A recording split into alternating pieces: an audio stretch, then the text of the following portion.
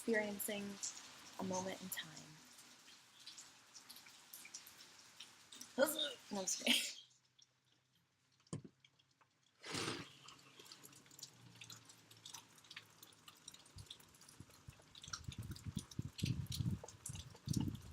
That like wet rain wind is like feels so good to just breathe in. It's like fill up your lungs with like fresh air finally from the small outside. My mom has like a really beautiful little garden that she takes care of, and we have this cactus that we used to have in our house forever, like a really long time. But she makes it look really nice, and we have these little lights that light up. I don't know if you can see, like right here, they turn on, but for some reason I don't know, they haven't worked for me for a little while, but yeah, I just wanted to share that. Hey guys, it's Athena. Welcome back to my channel. It is a rainy, stormy day here in California, so if I apologize if the lighting is a little like grainier than usual, but it's really like overcast in the sky right now, and there's like really strong winds that keep coming in and out, but you know, it's good to cleanse the environment, cleanse the clouds, give everything the water that it needs, so that's good. But I wanted to make a video for today, and I had a couple like different rambly type of thoughts in my mind that I felt like I kind of wanted to talk about and articulate on my channel, and just in general, like to people in general, and my friends, you guys out there. And you know, some of the things that I think about on a daily basis, I guess at this time in my life, is that I've really grappled with the experience of like existence, and I've sort of had like an existential crisis kind of thing, where I know that people say that in your early adulthood, I'm 20 right now, that you will go through like an existential phase where you really like, you know, question the world around you, question inside of yourself, and I am here to tell you that that is absolutely true. I thought when I was in school that I had everything figured out. I thought that I was going to be a psychologist. I had a career. I was, you know, this whole like mantra in my mind. And I was like, I believed that so much, but then as I got older, like I thought I had all those thoughts when I was probably like 15, and I was like, I know that psychology is like my major and all this stuff, and it totally like has revolutionized and changed and crumpled and has been destroyed. Like every year that I get older, the more and more I question my own thinking and my own life and existence in itself, and why, you know, all of the randomization of events led to happen that I am here and I'm alive in this moment. And I have there's a philosopher, I can't remember what his name is exactly, but he is really dark, and I don't recommend ever reading his like theology on life, you know, the whole like life is suffering thing. I think that's really a negative thing to be exposed to, and I was exposed to that just from coming across his works. I'm sure one of you guys will know who I'm talking about. I don't know. I don't think it's like Tolstoy, or it's not Sigmund Freud. I know that he's the, you know, like father of psychoanalysis and all that stuff, but it was a philosopher, and you know, he just has this really bleak look on life, and I feel like that's kind of where I'm at in my early 20s, and I feel like, what is the purpose of life? What is the purpose of existing? You know, I feel like I was born to die, and like, you know, we're here and we're a baby, and then we grow up, and then you get older, and then you're gone, and then that's it. And it's like this really like bleak narrative that I have sort of written inside of my like mind and how I feel. And it's something that feels very, did you hear my jaw crack?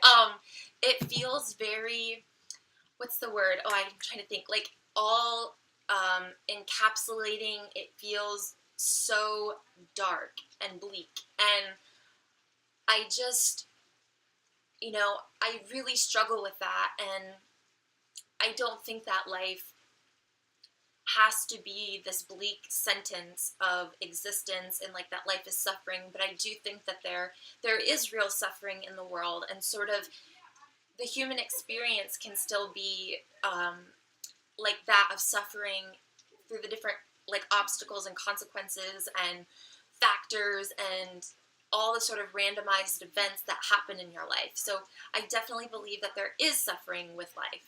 Okay, sorry, my mom just got home. I know you guys could probably hear her coming up the stairs, so I had to pause the video. But I do think that there is real suffering in life, and that I feel like I have experienced things in life that are like that soul gripping, shattering, primal pain of like existence and questioning like why me, and all that kind of stuff. And I feel like there's this side of the world and this side of myself where I felt like I believed a lot in like movies, and I was really influenced by, like, I still am to this day, of like movie culture and thinking that like life is like the movies and not really knowing any different. Of course, I had my own experience that felt different than what it is in the movies, but I always thought that like in life it was like 13 going on 30, where like things would happen, you'd gain insight, you have sort of the climax of your life, and then you have like the resolution and of events, and you can have multiple climaxes in your life, like multiple peaking points of like intensity. I know that sounds very suggestive, but I just mean in terms of like life events. And I've experienced some of these moments, and I don't even know where I'm going with this. This is so all over the place, so random, so sporadic. But just that, you know, I've gone through periods of like I know Lana Del Rey has said like the winter of her life, and I feel like I very much have been in a winter of my life for so long. I have such a journey and a story to tell and a testimony, and I know that everybody does. I'm not, and that was something that I went through a long like phase of feeling like I wasn't special. Whereas before I thought I was. I thought that I was different. I thought that I was gonna have like this magical story, and that I was special because I always was told when something bad happened that like you're here for a purpose, you're here for a reason. So I kind of let that get to my head, and I always thought like it can never get too bad, it can never get like awful. But then life did, and that really scared me, and I went through a phase where I was like, existence is meaningless, and I feel just like totally meaningless, and it was really scary. It's a scary place to be in because you feel like there's no net, and then the rest of life is like this black hole, and you just fall through, and you're like just in this pit of darkness. And different life events can cause that thinking, it can cause that mindset, and it can cause different periods in your life. And I know that I broadcast and have sort of branded myself as this, glamorous, like, girly, bleach blonde, that whole image. But there's so much rawness and realness and not glamorized experience that I've had in life. Like, I haven't lived this Disney princess, oh my god, the birds and the trees and everybody singing with the bees, like, that has not been my life. I feel like it's very much been like a Grimm's fairy tale, like the hardcore edition. And, I have, no matter what has happened to me in my life, I feel like I have an ember of hope that still glows inside of me, and that's my fight and my testimony. And the truth that I have felt and I have experienced now in my life is that even though I feel like, yes, it is randomized and totally a trickling of events that I exist as a person, It wasn't planned. I wasn't a planned baby. I was definitely an accident. Um, and, or a I happened, kind of thing. And I struggled with that, but I am here now. And if you can acknowledge that even though there could have been many other possibilities of life that could have taken place, they didn't, and you happened, and you're here, and you do matter, and you are important, and being alive in this moment in the universe is sacred, and it's like, it's not to be to feel like you're alone, and that it's just, I feel like as people, there's this duality where everyone, especially in like American culture and society, we feel kind of like we're separated from one another, and we're not really a unit or a group, and we're very like, life is a mystery, everyone must stand alone, Madonna, and all of that type of mentality. But I do think that even if it's randomized that you're here in this moment, you have an opportunity and a voice and an impact for self-creation, self and to build an empire, to inspire, to experience, to flourish, to learn knowledge. And if you can make anything good from the bad, I think that that is the most pivotal and important thing possible. And even though I struggle with like my ego and struggling with like vanity and narcissism, in terms of like, I have just such a duality with myself. Like, I am so against myself, but at the same time, I'm so pro Athena, pro, you know, just, it's sort of like there's always this duality of like black and white, but there really is like, 50 shades of gray in between in life and for myself. So, I mean, my biggest thing as a person, as experiencing life, I don't think that the exterior matters at all. Bottom line, I think it's just a vessel, it's just muscle tissue, it's a skeleton, it's a randomized genetic thing, and we don't choose it, and it just is what it is, and that does not define us, because I know that I've had to create who I am. I was not given the life of how I wanted it to be. I had to sort of construct my own image and make what was authentic to me real. So, and to make that own narrative and to carve that way out of life. And that is really hard. It is a very, very difficult road to go on, but it is the most rewarding and most at peace I have felt in a very sort of agitated state of existence that I've been in for quite a few years.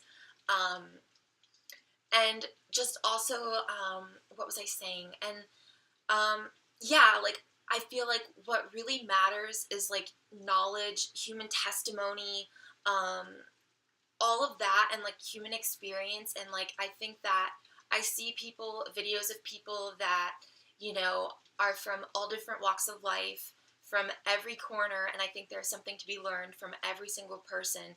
And there have been countless people that I've learned things from that are good, bad, in between, a mixture of everything.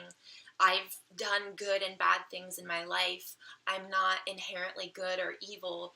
I'm just a person. I definitely, and I struggle with that as well, because I do things that are not always beautiful, and that are not always kind and thoughtful, and I'm not always this doe in the headlights that's like, life is so beautiful. Like, I'm very much like, another day. Like, oh, so yeah. And I mean, really, I just think that even there's a strong testimony in surviving those low moments and getting to a place where it's sort of, you're coming up and you experience the wonderful, beautiful things. And then that is where I feel like I feel the most recharged, and I feel like the most motivated self that I can be is when I experience those things that my soul really needs, like love, intimacy, even materialistic things, you know, being able to represent yourself or vocalize something or be in control, and sort of all of these like tangible but not tangible human things. I think to listen to what your body and your narrative is saying, whatever comes natural to you, to like allow yourself to express that, be that, question, question everything, but also find a way to not let it be the weight of the world, because I've found that I feel like I have the weight of the world on my shoulders, and I feel like I am battling existence going up the stream, and it is not fun or exciting. But if I can just say from my perspective that like love is number one in life, I think love and honesty in terms of who you are as a person, self authenticity, and learning from your mistakes. And it's not about being perfect. I didn't have a perfect journey. Nothing about me is perfect. Everything is not. Like, I'm the epitome of not. And so it's a hard thing to accept that life is this really rugged, kind of like visceral, but just it's this journey, and like it's really intense. And I just want to share the human aspect to who I am and say that, like, yes, I am in the midst of like existential crisis unit, like moment in my life. And I don't know, for some reason in this moment, it doesn't feel so heavy. But 2 days ago, it felt like I was, in a bottomless pit of despair. And as long as I keep, motivated and making it, and still the endurance, I think endurance is like, I see that in other people, and everyone who I see walking around in each form of life, and everyone who's just doing their job. Like, there were movers downstairs today in the rain, and just people, like every bird. I saw this bird in the wind, and it was like struggling to land on the tree. And like, I mean, I feel like that the amount of effort and like complexity it is to just exist and like flow with the world and to sort of be a person is like a really magical feat. And I know that it sort of sounds like illuminated and glamorized, but even to just be existing in this moment and to just be you and to be listening and to be processing and all that kind of stuff is like a really fantastical feat in life, and is very powerful. And all your time here is very valuable. And if you go through periods of life where you're not able to tap into that, and you feel that you're not able to really tap into your own narrative and you're struggling, I think honor that, know that that can be real, but also that I'm sure things in life have happened where you've never thought they would ever happen, good, bad, anything, but they have, and those things have transpired. And to be here and to exist in this moment is a special opportunity. And to think of yourself as not just alone, as in part of a dynamic web of everything, is a little bit more comforting than singling yourself out and sort of putting the magnifying glass on yourself. If you can try and think of everyone working together like a web, and like we're all a part, much like the vessels and cells in ourselves. Like, we ourselves were like, okay, I'm my soul, and that's one person. Like, me as myself is one person. But then think of all of the tissue, think of each, this is one finger doing its job, this is another finger, this is, my mouth, the cells in my eyes, like everything, all the layers, the retina, all of that is working to be you. So just breathing and being is a huge testimony and feat in life. And this was so random and all over the place and totally like this manic, spastic message thing, but I just wanted to say that. So thank you for watching, and I love you guys.